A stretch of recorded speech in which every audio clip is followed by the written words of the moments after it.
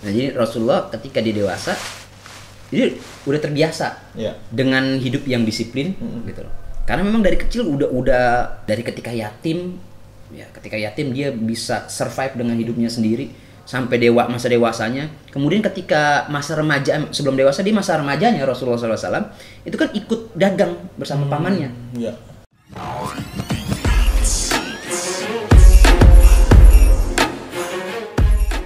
Assalamualaikum warahmatullahi wabarakatuh. Halo, apa kabar teman-teman ngaji semua? Kita ketemu di ngaji podcast nih Pak Ustadz ya. Masya Allah, dengan suasana baru. Studio baru. Padahal pindah doang dari dinding situ ke dinding sini. Kita bilangnya studio baru ya.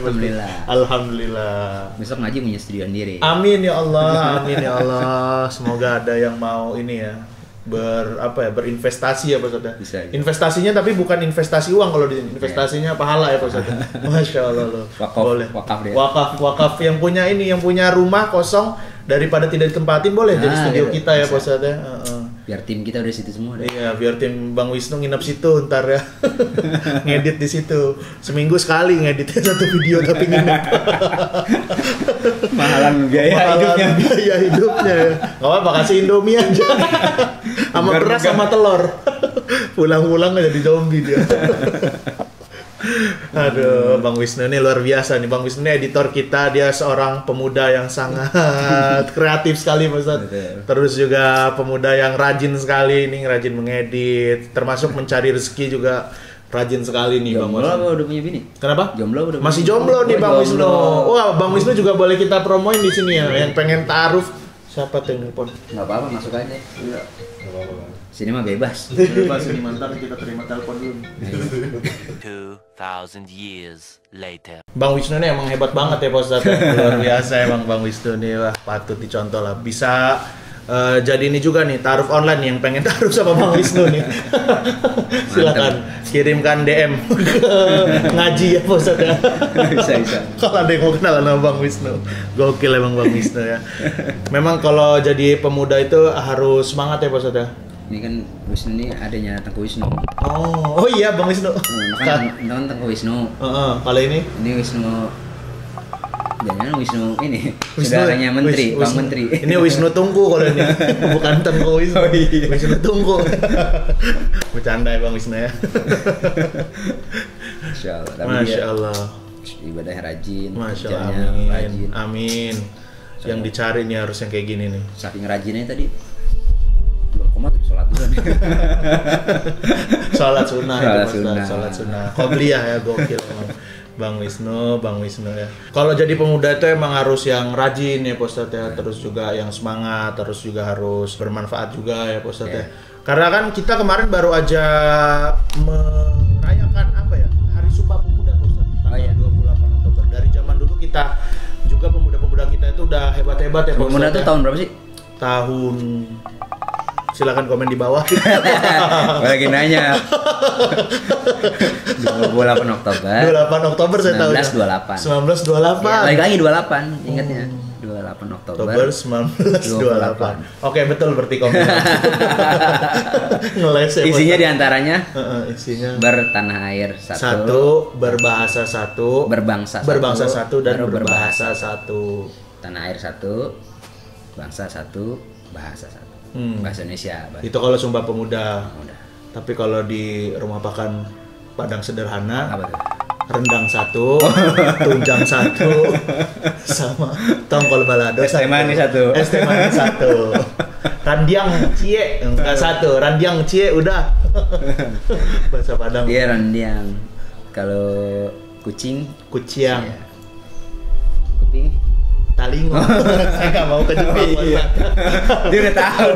Tadinya gue katanya tadi mau kupiang. Saya tidak mau terjebak. Ini sudah sering ditanyakan oleh teman-teman saya Pak Ustadz. Oh iya. Kayak banyak banget pertanyaan. Susu warnanya apa? Putih. Terus apa lagi? Bendera kita merah putih. Sapi warnanya apa? Putih. Sapi minumnya apa? Putih. Minumnya susu. Air lah. Air. Jebakan ya. Minumnya air. Kalau yang bayi minumnya susu juga Pak Ustaz. Oh iya. Susu. Ngeles aja. Iya, bisa aja ngeles. Aduh, kita mau ngomongin tentang masa muda nih Pak Ustaz. Masa muda ya. Masa muda itu kita harus mengisinya dengan apa sih Pak Ustaz? Dan juga muda, masa yang berapi-api. Suaranya berapi-api. Menang sendiri, tak pernah mau peduli. Terus darah muda.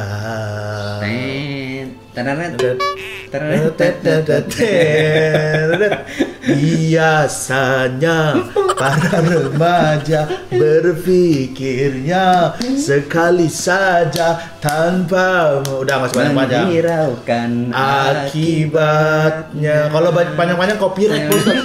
Oh iya, copyright kena.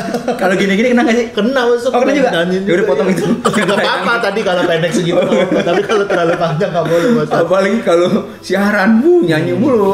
Tapi nggak apa-apa sih, copyright juga nggak apa-apa lah, nggak masalah. Oh, iya ya. Apa sih yang dicari? Terus kalau yang cover itu dia copyright juga nggak? Sekarang iya. Oh gitu. Sekarang iya. Berarti nggak daftar apa dong? Iya.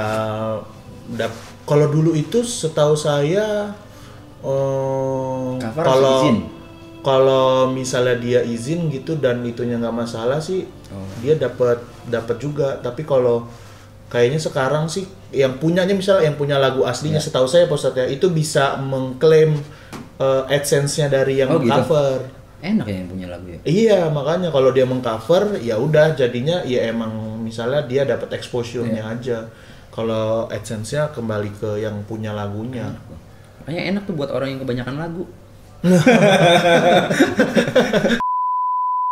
Iya, saya juga pengen nanya nih Pak Ustadz, gimana sih kita harus menjalani masa muda kita Pak Ustadz? Saya juga kan masih muda nih Pak Ustadz ya, walaupun sebentar sama lagi juga, sudah, ya Pak Ustadz juga masih muda, walaupun sebentar lagi saya mau 30 tahun sih, tapi ya udah man? Belum, masih 29. Ah yang benar. Tahun ini 30 insya Allah. Lahir tahun berapa? Oktober. Tahun? 4 Oktober 291. Oh, masih 29. Tahun depan saya. Tahun depan? Tahun depan 30 insya Allah. Tahun ini masih 29 Pak Ustadz. Bagaimana sih Pak Ustadz kita harus menjalani masa muda kita? Bagaimana juga kita harus mencontoh Rasulullah nih? Pastikan Rasulullah masa mudanya hebat sekali ya Pak Ustadz ya. Gimana tuh Pak Ustadz? Nah, bismillahirrahmanirrahim nih. Jadi Rasulullah tuh kuat karena Rasulullah tuh yatim sejak masih di kandungan udah yatim kan. Ketika lahir dia nggak punya bapak. Iya. Ya, dia cuma punya ibu.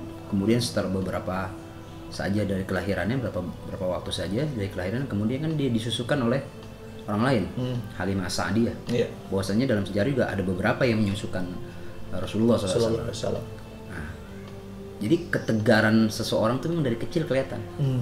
Coba deh lihat orang yang termasuk juga mungkin tegar Pak Ustadz. Iya tegar.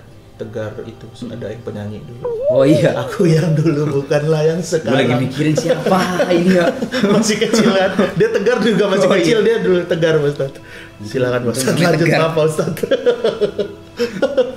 Gue inget jadi ini apa namanya, inget semboyan apa tuh, Bogor. Apa tuh? Zaman lu waktu Depok belum masuk kota, belum masuk kota, Jawa Barat.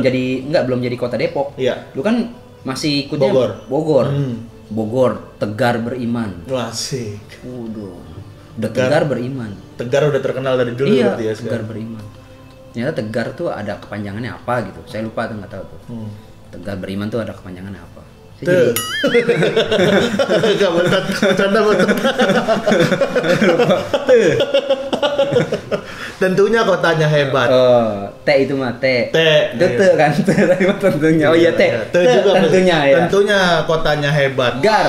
Gara-gara kotanya hebat. Gara-gara kotanya hebat, kotanya hebat. Cing Abdel banget tuh gitu. Aduh. Nah, jadi karena Nabi Muhammad SAW itu memang dari kecilnya sudah yatim. Iya. Jadi mentalnya tuh benar-benar kuat gitu. Ketika masa dewasanya udah terbiasa. Ada seorang ulama kalau tidak salah, Raghib Al-Asfahani, dia menjelaskan bahwa makna yatim Nabi itu udah yatim kan sejak dalam kandungan. Iya. Nah, makna yatim itu arti artinya menyendiri, yatmun itu artinya menyendiri. Ditambahkan oleh beliau makna yatim itu seperti makna durroh. Durroh tuh durroh yatimah namanya.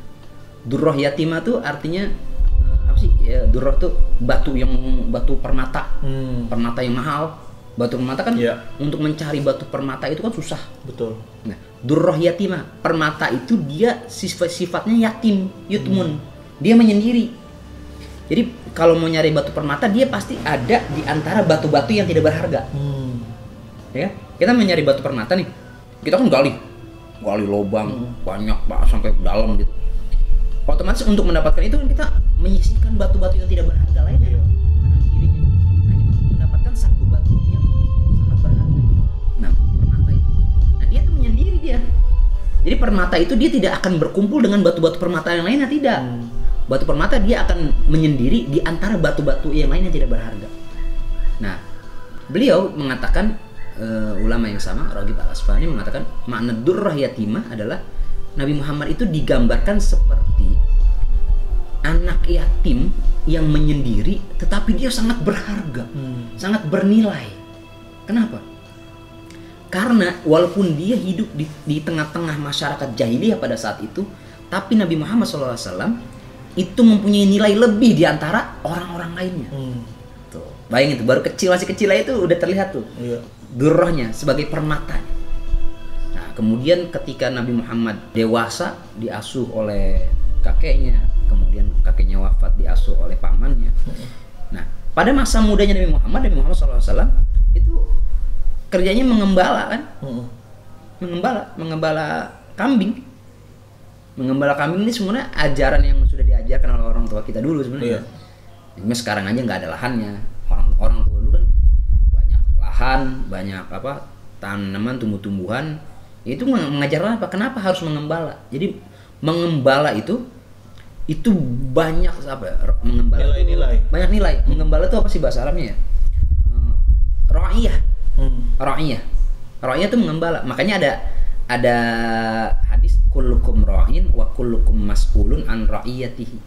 Ya kan? Ya, setiap kalian itu pengembala maksudnya. Ya, jadi pengembala tuh dia banyak apa tadi kata Bang Ibji? Banyak nilai-nilainya. Dia bisa menjadi orang yang bertanggung jawab. Kenapa? Karena dari titipan orang, kemudian dia harus mengembala, dia bertanggung jawab atas titipan orang misalnya. Ya, kemudian dia bertanggung jawab dengan hewan yang dikembalanya, dia harus kasih makan, dia harus kasih minum, harus lihat kesehatannya juga. Betul, dia harus memperhatikan semuanya tuh. Kapan dia harus manajemen waktunya, kapan dia harus keluar mencari pakan, kapan dia harus mengembalikan gembalaannya ke kandangnya, ke tempatnya. Itu jadi memanage itu dari gembalan tuh ya banyak nilai, banyak pelajaran. Gitu. Ya sama ketika kita menjadi pemimpin misalnya di perusahaan, kita jadi pemimpin di satu lembaga, itu kan sebenarnya mengajarkan kita untuk apa? Ya bagaimana cara memanage ini, bagaimana cara manage itu dari gembalan, mengajarkan kita agar menjadi sosok pemimpin yang besar. Nah dari situ kan Rasulullah naik terus karirnya, ya kan? Sehingga sampai pada ujungnya beliau penguasa Jazirah Arab. Beliau bisa menaklukkan 2 kerajaan besar, Persia dan Romawi. Bayangin, dalam waktu yang sangat singkat, nggak perlu ratusan tahun, ya kan? Hanya beberapa tahun bisa menaklukkan Persia, bisa menaklukkan Romawi. Keren. Pada saat itu kerajaan terbesar tuh, 2 kerajaan. Kalau Persia dipimpin oleh Kisra, kalau Romawi dipimpin oleh Kaisar. Ya kan? Bedanya itu doang. Rasulullah bisa menguasai ini. Nah, jadi belajar dari Rasulullah SAW. Nah, dari kecil itu Bang Ibsi, udah diajarkan ke pemimpinannya. Nah, sekarang kita juga cara mendidik anak-anak kita nih, bakalannya. Termasuk kita. Terus sebenarnya orang tua kita mengajarkan juga bagaimana kita agar bisa menjadi pemimpin. Karena kullukum ra'in, setiap kita akan menjadi pemimpin. Betul. Minimal pemimpin di keluarganya sendiri. Betul. Ataupun misalnya masih jomblo, pemimpin untuk dirinya sendiri. Karena memang musuh terbesar itu adalah diri sendiri kadang-kadang. Bagaimana dia bisa memanage dirinya sendiri? Kemalasan. Iya. Kemalasan. Kaum rebahan bahkan sekarang ada. Ogah ngapa-ngapain. Agak mau berpikir. Tapi pengennya kaya. Sampai aduh pusing, sampai gitu loh. Kita aja berangkat pagi, pulang pagi lagi. Kagak punya rumah. Emang gembel. Saya berangkat ke rumah juga ini. Mau ngapain berkegiatan di rumah juga ya? Karena emang lagi pandemi. Iya, emang lagi pandemi ya. Di rumah kalau ada kegiatan udah aku buka laptop. Iya. Ambil buku apa yang bisa ketik. Wah, bisa tulis. Enggak ada inspirasi dikit nulis. Mantap. Karena begitu udah. Produktifnya begitu. Iya. Karena kita buat memanage diri kita sendiri itu susah kadang-kadang. Betul. Habis subuh bangun apa yang mau kerjain lagi nih? Pokoknya jangan sampai sia-sia waktu kita kerjain apa yang kita kerjain, apa yang bisa kita kerjain. Kerjain. Kalau saya sih biasanya setiap hari itu saya bikin to-do list gitu Pak Ustadz. Oh, apa yang harus dikerjain? Apa yang harus dikerjain tuh dari malam tuh ini. Habis itu ada di handphone saya tuh ada ini to-do list yang banyak tuh. Ya. Yang apa aja yang mau dikerjain beberapa bulan ke depan ini. Ya. Ada juga yang emang untuk hari ini, misalnya kayak semalam ya untuk hari ini tuh apa yang mau dikerjain gitu. Itu mungkin juga bisa buat teman-teman tiru ya. Iya, benar-benar. Saya juga nih di handphone gue tuh kalau yang kalender tuh hari ini apa ini udah saya tulis tuh. Oh iya, kalau di kalender juga ya. Harus tuh. Kalau nggak ditulis kita lupa. Bingung mau ngapain lagi kita kerjaan apa ya? Kadang-kadang ada agenda ini, kadang-kadang lupa. Ini agenda ini lupa. Betul. Itu penting tuh. Penting. Hal-hal sepele kayak gitu kadang-kadang udahlah ntar gue ingat. Betul. Itu disepelein tuh akhirnya malah lupa, akhirnya janji kita dengan orang lain rusak, akhirnya orang lain nggak percaya lagi sama kita. Cuma gara-gara kecil tuh. Saya kesel banget nih Pak Ustadz kalau sama janjian sama orang gitu Pak Ustadz, misalnya kayak meeting atau apa gitu yang ngeremehin waktu Pak Ustadz, misalnya janjian jam 12 gitu, mereka datangnya jam 2. Saya tinggal sama saya Pak Ustadz, nggak apa-apa, saya nggak ada kerjaan. Iya benar. Kayak ada, insya Allah ada rezeki yang lain, itu sebenarnya mereka nggak menghargain waktu orang. Iya benar. Karena masing-masing kan kita punya punya kesibukan masing-masing. Karena kita ada kegiatan apa yang mau kita kerjain lagi, itu ada aja tuh. Makanya kalau Bang Ibnu siaran nih, Bang Ibnu jam 7, udah saya udah pagi udah. Tapi kan sadar saya telat beberapa menit juga Pak Ustadz. Wah Bang Ibnu 7:30, Bang Ibnu udah ada nih, gue buru-buru. Bang Ibnu, tadi udah Bang Ibnu di dalam. Enggak Pak Ustadz, enggak apa-apa Pak Ustadz. Makan uduk dulu Bang. Enggak Pak Ustadz, saya juga kadang-kadang telat berapa menit juga, maaf Pak Ustadz ya. Ya masing-masing lah, ya emang kadang-kadang, tapi itu masih ditolerir lah kalau kayak gitu mah ya. Kadang-kadang gitu emang, kadang-kadang ada yang kita janji sama orang, waduh saya lupa buarin, ya Allah, lu tulis nggak sih sebenarnya? Lu janji tapi lu mengingkari, kan tanda-tanda orang munafik kan? Betul, atau misalnya dia ngabarin nggak jadi tapi mepet banget Pak Ustadz. Iya, kalau misalnya siap. Iya, misalnya kalau kayak misalnya ada yang tiba-tiba lah misalnya hari ini gitu, dia ngabarin sehari atau 2 hari sebelumnya ya nggak masalah. Kecuali lah ada musibah emang kita yang nggak bisa kita hindari, kayak keluarga ada yang wafat, itu nggak bisa dihindari tuh lagi. Kayak misalnya neneknya kecengklak misalnya. Iya itu juga. Kenapa lu? Gue di ini ya di rezeki dulu, nenek gue kecengklak. Kalau nenek lu kecengklak bawa kajinain. Kalau bawa ke rumah gue yang ngurut. Sedih tapi lucu ya. Ada aja kan alasan-alasan. Nah ini berarti pemuda tuh salah satunya mungkin harus menghargai waktu ya Pak Ustadz ya. Ya di antara itu ada lagi yang biasa menjadi celah pemuda tuh malesnya kok. Nggak mau bangun pagi. Aduh, itu penyakit tuh. Makanya saya sepakat tuh ketika ada orang tua kita bilang, lu bangun lu kalah rezeki lu patok ayam. Itu bener-bener patok ayam. Maksudnya apa? Ayam tuh pagi udah nyarap dia. Iya betul. Udah nyarap dia pagi. Nasi uduk. Nasi uduk gimana lagi? Gimana tuh? Yang nggak pakai mie, nggak pakai santan. Oh, yang masak bawain enak itu, mantap. Jadi ayam udah berkokok, kita masih tidur aja. Udah dibangunin, iya bangun, tidur lagi. Itu penyakitnya dari situ kan. Apalagi sekarang corona, nggak ada kegiatan. WFH. Sekolah berhenti, sekolah di rumah. Kerja dari rumah, abis rumah. Udah semua sekarang orang nempel semua di kasur. Iya, betul. Ada yang bergerak. Duh, bener itu buat besok nih ketika corona selesai, divaksin semua, corona selesai kelar. Menumbuhkan semangat belajar susah. Menumbuhkan semangat bekerja lagi susah. Betul. Kerja masuk ke kantor. Terus kita akan ketika kita ketemu orang banyak itu pasti ada rasa yang beda, kayaknya ketakutan. Wah, ketemu orang banyak nih. Karena bahkan udah menikmati hidupnya sendiri. Iya. Itu akan terjadi kayak begitu. Nah, sudah terlalu lama sendiri. Nyanyiin Bang Wisnu. Iya itu Bang Wisnu juga ngomongin teman-teman juga. Oh, iya. Sudah terlalu lama aku asyik sendiri. Waduh, enak banget lagu. Kunto Aji Mas. Kunto Aji. Respect, lagu-lagunya keren. Dia udah haji berapa kali? Belum. Nggak tahu juga sih saya. Saya nggak pernah nanya sih. Kenal sih, tapi nggak pernah nanya juga ke Bang Kunto Aji. Ntar saya tanya nih, Mas Kunto. Mantap Mas Kunto Aji. Kalau hajinya 2 kali, Kunto Aji. Kunto Aji. Nggak jauh. Apaan sih gue? Nggak jelas gue. Jelas Pak Ustaz. Kita lanjut Bang Yusri ya. Lanjut Pak Ustaz. Nah, jadi Rasulullah ketika dia dewasa, dia udah terbiasa dengan hidup yang disiplin, gitu loh. Karena memang dari kecil udah dari ketika yatim dia bisa survive dengan hidupnya sendiri sampai masa dewasanya. Kemudian ketika masa remaja, sebelum dewasa, dia masa remajanya Rasulullah SAW itu kan ikut dagang bersama pamannya, ya kan? Bersama pamannya ikut dagang ke Syam. Syam itu di utara Madinah, di utara Mekah. Jadi Mekah utaranya Madinah, utaranya lagi Syam. Syam itu meliputi daerah apa kalau sekarang negara Palestina, Syria, Libanon ya. Jordan, itu daerah wilayah Syam tuh. Jadi dagang ke Syam.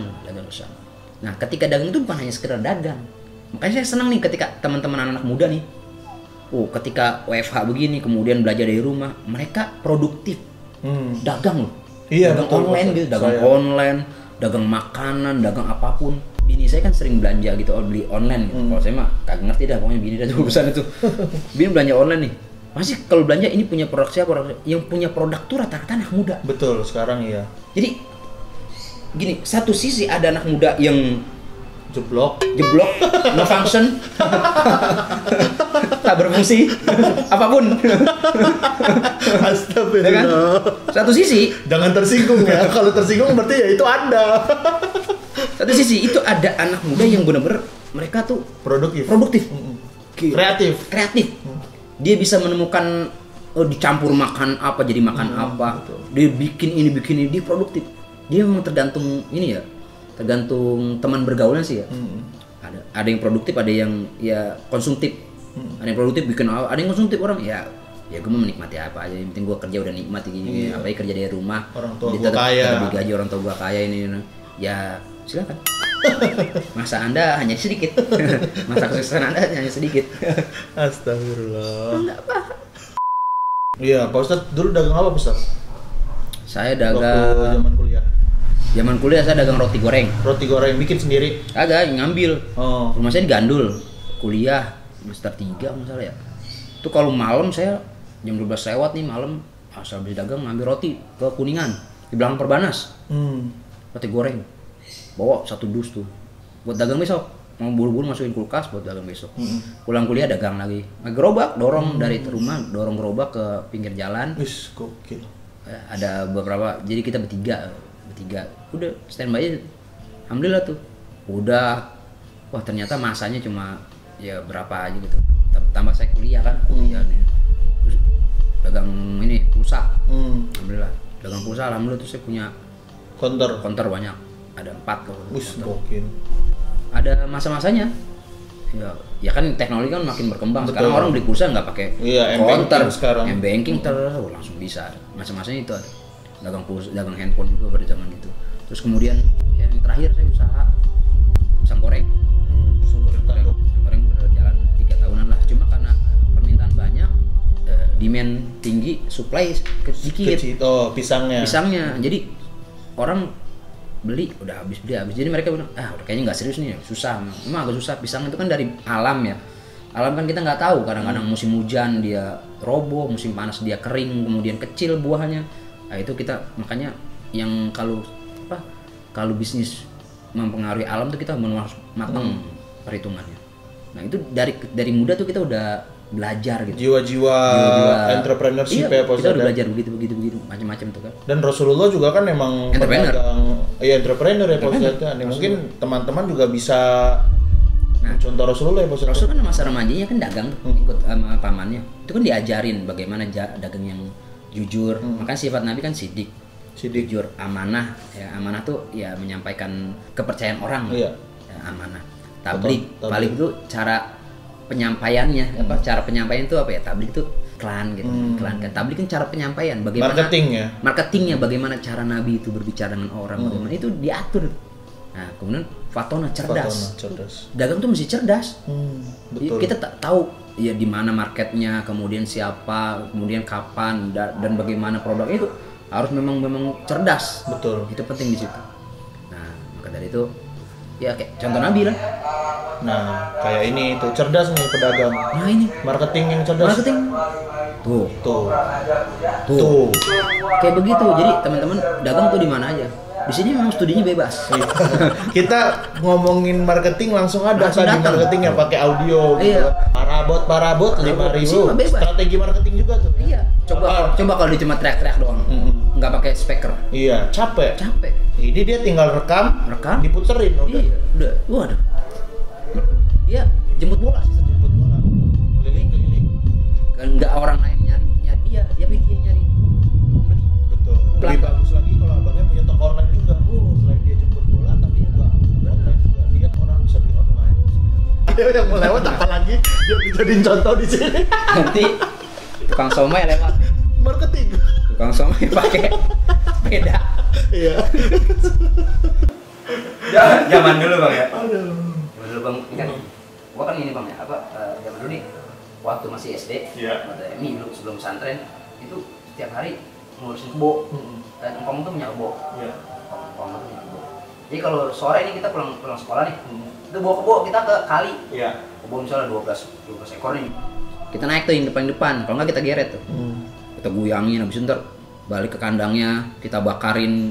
Kan dia kebo terus ada asapnya, buat ngusir laler, buat ngusir nyamuk. Dia harus adem tuh kebo tuh setiap hari, minimal harus bupak tuh dia. Itu diajarin tuh bagaimana caranya. Dia ngajarin kong saya, nih guseknya begini nih, busuk badannya, kepalanya gimana, ya narik kepala kebonya gimana biar dia kagak ngamuk. Tarik kaluannya, kan itu tuh cocok tuh. Tarik kaluannya kalau dipegang udah nggak bakal ngamuk tuh. Naiknya gimana? Itu diajarin tuh. Oh kayak gini caranya. Jadi dari kecil diajarin. Gede saya dagang, saya ngikutin Nabi sebenarnya. Oh kayak gini. Oke gini. Jadi Rasulullah tuh ketika dagang semacam itu, tapi ketika dia sudah menikah dengan Sayyidah Khadijatul Kubra, itu beda lagi sistem dagangnya. Sistem dagang itu beda. Sistem dagang itu dia sudah tidak lagi, kalau awal kan mudharabah bagi hasil. Iya. Siapa yang naruh barang, gue jualin, ada untungnya kita bagi hasil. Gitu. Zaman itu. Tapi ketika Nabi sudah menikah, sudah bahasnya uang gitu ya. Iya. Punya harta yang banyak. Cukup. Nah, punya harta yang cukup itu enggak lagi mudharabah sistemnya musyarakah. Apa itu musyarakah? Berserikat. Dia kumpul berapa orang, dia bikin usaha, jadi beda lagi. Investasi. Namanya musyarakah itu berserikat, kumpul. Cuman nanti tetap keuntungannya ya tetap dibagi-bagi. Ya, jadi itu kan sebenarnya konsep dagangnya Nabi yang sekarang juga diterapin. Betul. Cuma kita nggak sadar ini pemaknaan dalam bahasa Arab apa sih, istilah dalam agamanya apa sih, nggak tahu kita kan. Biasa ya. Itu Rasulullah udah keren banget berarti dari zaman dulu. Iya. Nah, tapi keren sih. Ketika Rasul masuk umur 37, itu kan masuk masa kontemplasi. Masa kontemplasi itu masa apa ya? Masa merenung. Masa berpikir. Nah, kemudian Nabi kan merenung berpikir itu selama hampir 2-3 tahunan lah, sampai umur 40 tahun. Baru kemudian ketika umur 40 tahun, nah kewajiban Nabi itu menyampaikan risalah kenabiannya, kerasulannya. Baru kan dakwah secara sembunyi-sembunyi masuk kemari kan masuk berdakwah umur 40 tahun itu terang-terangan tuh, udah berani jor-joran lah pokoknya di Mekah tuh 10 tahun 13 tahun, di Madinah 10 tahun. Jadi masa-masa itu kan menjadi pelajaran buat kita. Nah, bagaimana Nabi Muhammad SAW beliau bisa memanage dirinya sendiri ketika masih remajanya, ketika sudah menjadi Nabi Muhammad, Nabi diangkat oleh Allah menjadi Nabi, menjadi Rasul, dia bisa memanage para pengikutnya, ya kan? Bagaimana memanage sampai akhirnya Nabi Muhammad SAW bisa menguasai 2 kerajaan yang besar, Persia dan Romawi pada saat itu. Ya kan? Ini kan menjadi pelajaran buat kita. Maka itu dalam surah Al-Ahzab ayat 21, laqad kana lakum fi rasulillahi uswatun hasanah. Nah, telah ada untuk kalian dalam diri Rasulullah itu uswatun hasanah. Iya. Kesusahan itu sesuatu yang kita bisa contoh. Jadi kalau kita mencontoh dalam kehidupan kita ya contoh Nabi. Mau siapa lagi yang kita contoh? Kadang-kadang kita mencontoh orang tua kita, kadang-kadang ada yang nggak tepat. Misalnya, ya namanya manusia itu kan punya kekurangan, punya kesalahan. Ya. Tapi kalau kita mencontoh Nabi, coba cari di mana kesalahannya. Nggak ada. Di mana celahnya? Nggak ada. Di mana kelemahan Nabi? Nggak ada. Ya, maka disebut dengan uswatun hasanah. Nah, jadi sebenarnya ayat 21 surah Al-Ahzab ini dia turun ketika pada saat perang Khandaq. Pada saat perang Khandaq. Nah, kenapa pada saat perang Khandaq itu? Jadi pada saat perang Khandaq itu orang di Madinah itu mau bikin benteng mahal harganya. Iya, betul. Biayanya mahal. Membutuhkan biaya sangat mahal. Kalau benteng yang dibangun pakai tumbang-tumbang batu ya, mahal itu. Semen. Gimana caranya? Sedangkan waktu itu Nabi tinggal di Madinah yang tidak mempunyai persediaan finansial yang sangat kuat. Maka ada seorang sahabat namanya Salman Al-Farisi. Salman Al-Farisi kan asalnya dari Persia. Ya. Faris itu Persia. Makanya di Paris tuh kota di Prancis itu ada kota namanya Paris. Yaitu kalau saya pahami, saya dengar dari beberapa narasumber, itu kan dulu isinya kebanyakan orang Persia. Maka disebut dengan kota Paris karena kebanyakan orang Persia. Salman Al-Farisi itu kan dari Persia. Nah, kemudian masuk Islam, dia punya inisiatif pada Rasulullah SAW. Ya Rasul, di perang Khandaq ini namanya perang Ahzab sebenarnya. Maka dia dalam surah Al-Ahzab dijelaskan. Nah, perang Khandaq ini Salman Al-Farisi punya inisiatif untuk membuat parit. Kenapa? Karena kalau membuat parit itu enggak menggunakan biaya mahal, hanya membutuhkan tenaga aja untuk menggali parit itu. Parit yang digali oleh Rasulullah SAW dengan para sahabat itu kan tidak membutuhkan biaya yang mahal. Sedangkan finansial memang pada saat itu ya tidak terlalu besar. Nah, inisiatif itu diterima oleh Nabi Muhammad SAW. Galilah parit. Nah, ketika menggali parit itu yang gali bukan cuma para sahabat, Nabi Muhammad pun turun. Dalam beberapa matan hadis dijelaskan, misalnya dalam Sahih Bukhari, Sahih Muslim, atau pada matan hadis para periwayat yang lainnya, Nabi Muhammad sendiri yang turun tangan memacul itu, mengangkat pasir itu agar menjadi parit itu. Nah, kemudian ayat inilah turun. Laqad kana lakum fi Rasulillahi uswatun hasanah. Telah ada contoh yang sangat baik buat kalian. Apa? Siapa? Rasulullah SAW. Sebagai apa? Uswatun hasanah. Tuh. Jadi kalau kita menyontoh siapa, nggak ada yang bisa contoh lagi. Betul. Jadi Rasulullah SAW. Tapi sekarang lagi rame-ramenya macam-macam tuh. Ya. Iya, macam-macam. Apa Ustaz? Ya banyak lah orang sekarang tergila-gila dengan yang di Korea juga. Terkadang sampai berlebihan sampai meninggalkan ibadah. Astagfirullahaladzim. Ya. Ntar fansnya yang di Indonesia pula dia punya fans fanatik yang terlalu fanatik. Yang sampai dibela aja tuh luar biasa. Betul. Gitu. Nah, padahal mohon maaf ya belum tentu dia juga sesempurna. Bisa jadi kita lebih baik. Betul. Dibanding dia. Itu kan hanya apa ya? Tampak luar dan itu hanya ya kalau di entertainment mah kan dipoles lah apa juga. Ya, paham lah itu mah Bang Hipsi. Enggak, saya Ustaz. Saya bukan entertainment ya. Begitulah di hiburan tuh kayak begitu. Iya. Ya, bisa jadi orang tua kita lebih baik dibanding mereka. Ya, orang tua kita menjadi contoh. Ya, kalau mau lebih luas lagi contohnya ya Rasulullah SAW. Karena memahami ayat tadi, saya kembali lagi Bang Hipsi, memahami ayat tadi tuh al-ibrah bi umumil lafzi la bi khusus sabab, mengambil ibrah pelajaran dari lafaz umum bukan karena sebab khusus turunnya. Jadi Quran tadi kan turunnya pada saat perang Khandaq. Nah, beberapa ulama mengatakan ini ayat-ayat tentang perang, nggak pantas dong digunakan untuk mencontoh Nabi. Nah, maka saya kutip kaidah tadi, mengambil pelajaran itu dengan makna yang umum. Apa makna umumnya? Ya mencontoh Rasulullah SAW karena Rasulullah sebagai uswatun hasanah. Enggak melihat sebab khususnya, walaupun sebab khusus turunnya itu pada saat perang bukan berarti kita mencontoh Nabi hanya saat perang. Tapi pada semua aktivitas kita mencontoh Rasulullah SAW. Apapun itu. Apalagi anak muda ya Pak Ustaz ya. Ya makanya kalau kita bikin buku tentang Rasulullah SAW 20 jilid pun itu belum cukup untuk membicarakan kesempurnaan Rasulullah SAW. Nggak cukup. Mau bikin berapa jilid nggak bakalan cukup untuk membicarakan kebaikan, kesantunan, kesuksesan apalagi dari Rasulullah, nggak bakalan cukup. Saking luasnya yang harus kita bahas. Pak Ustadz dong bikin buku Pak Ustadz. Pengen. Anak muda, contoh Rasulullah. Wah, cuma memang banyak banget. Tapi saya pengen tuh kayak gini, kayak hadis misalnya. Sahih Bukhari, berapa jilid Sahih Bukhari? Ya. Kemudian disyarah, syarah Fathul Bari, berapa jilid Fathul Bari? Itu kan semua membicarakan tentang hadis. Hadis itu kan semua yang keluar dari Rasulullah SAW. Baik ucapannya, baik gerakannya, baik ketetapannya, baik sifatnya. Itu aja berapa jilid? Nanti dari syarah baru dia masuk hasyiahnya, baru mukhtasornya. Banyak itu. Itu berapa jilid? Berapa ulama yang harus menjelaskan tentang Rasulullah? Satu kejadian aja bisa dijelaskan cuma dalam satu buku ya Pak Ustadz. Betul. Itu makanya kalau kita membicarakan Rasulullah SAW, kebaikannya ya itu nggak bakal cukup berapa jilid pun kita bicara. Dan setiap orang, Bang Ibnu nanya nih misalnya, bagaimana sih tentang Rasulullah dalam hal ini? Saya pasti akan berbicara beda.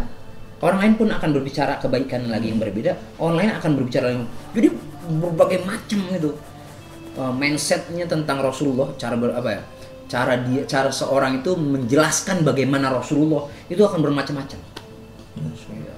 Pasti yang dibicarakan adalah semua kebaikan Rasulullah SAW. Ya manusia paling sempurna. Bayangkan Allah mengatakan dalam Al-Quran, Innallaha wa malaikatahu yusholluna 'alan nabi. Sesungguhnya Allah dan para malaikatnya itu bersalawat kepada Nabi Muhammad SAW. Ya ayyuhalladzina amanu, hai orang yang beriman, shollu alaihi, maka bersalawatlah juga kepada Rasulullah SAW. Selimu taslima. Tuh. Allah ketika memerintahkan kita untuk sholat, Allah nggak perlu sholat. Itu apa lagi nih? Sama tadi Pak. Gue kira tukang beda. Sama Pak Ustadz, sama itulah dia rajin. Jadi ketika Allah menyuruh kita untuk sholat, Allah nggak sholat. Iya. Buat apa Allah sholat? Allah menciptakan kita. Ketika Allah memerintahkan kita untuk zakat, kita haji, Allah tidak lakukan itu. Tapi ketika Allah memerintahkan kita untuk bersalawat kepada Nabi, Allah dan para malaikat juga bersalawat kepada Nabi Muhammad SAW. Masya Allah. Jadi kata Nabi Muhammad SAW, siapa orang bersalawat kepadaku, satu akan dibalas 10 kali salawat. Satu aja dibalasnya 10. Makanya ramai itu sekarang salawatnya udah. Salawat itu kan artinya doa. Salawat itu kan asal katanya sholat, doa artinya. Salawat itu jamaknya, bentuk pluralnya. Jadi isinya itu doa, mengagungkan Nabi, lewat syair, bagian itu salawat. Saya ketika pandemi ini, saya buka nih foto-foto saya ketika saya di Madinah, yang backgroundnya kubah hijau, makamnya Rasulullah SAW. Wah, air mata berlinang. Gua kapan lagi bisa kemarin? Pengen banget kemarin lagi. Pandemi ini. Ya mudah-mudahan kelar lah. Amin ya Allah. Bang Jin ntar kesono dah. Amin ya Allah. Doain Pak Ustadz, ada rezekinya Pak Ustadz. Ada rezekinya mah. Amin. Kita nggak ngomong kan ya. Iya siap Pak Ustadz. Luar biasa emang Rasulullah ya Pak Ustadz ya. Sebagai anak muda juga hebat sekali. Pedagang yang hebat, pedagang yang jujur. Terus juga orang yang sangat disiplin. Tadi kalau kata Pak Ustadz dari kecil dia sudah belajar manage dirinya ya Pak Ustadz, sebagai penggembala juga. Dia juga dipercaya ketika sama orang. Ketika menjadi pemimpin lo bisa memanage. Ketika menjadi pemimpin dan dia di masa dia menjadi nabi juga kan, di masa mudanya dia sudah bisa menguasai Persia dan juga Romawi ya, sebuah kerajaan yang hebat sekali ya. Jadi buat teman-teman ngaji semua, jangan cuma malas-malasan di rumah sana ya Pak Ustadz ya. Mari kita bekerja dan juga produktif dan juga tapi diniatkan untuk Allah Subhanahu wa taala ya Pak Ustadz ya. Terakhir mungkin Pak Ustadz ada satu kesimpulan nggak Pak Ustadz? Atau quotes boleh nih disampaikan ke teman ngaji di rumah Pak Ustadz? Iya, mencontoh Nabi Muhammad SAW itu bukan hanya parsial, sepotong-sepotong. Saya ngambil ini, saya nggak mau yang ini. Saya ngambil ini, saya nggak mau yang ini. Tidak, tapi secara utuh, imparsial atau secara komprehensif. Ketika kita mengambil pelajaran dari Nabi Muhammad SAW secara utuh, maka kita akan memahami bagaimana harus menjalani kehidupan ini. Keren sekali itu ya. Boleh dikeluarin tadi kata-katanya ya Bang Wisnu ya nanti ya. Terima kasih nih buat teman. Gue baru dapat juga, jadi gue bingung gue mau ngomong apa tadi ya. Oh iya ternyata ini. Terima kasih buat teman-teman ngaji yang sudah nonton Ngaji Podcast kita kali ini. Kita ketemu lagi di Ngaji Podcast berikutnya. Terima kasih Pak Ustadz. Nanti kita ngobrol-ngobrol lagi ya besok-besok ya. Terima kasih teman ngaji, jangan lupa untuk share video ini di semua sosial media kamu, podcastnya juga di-share juga ya. Wassalamualaikum warahmatullahi wabarakatuh. Waalaikumsalam warahmatullahi wabarakatuh.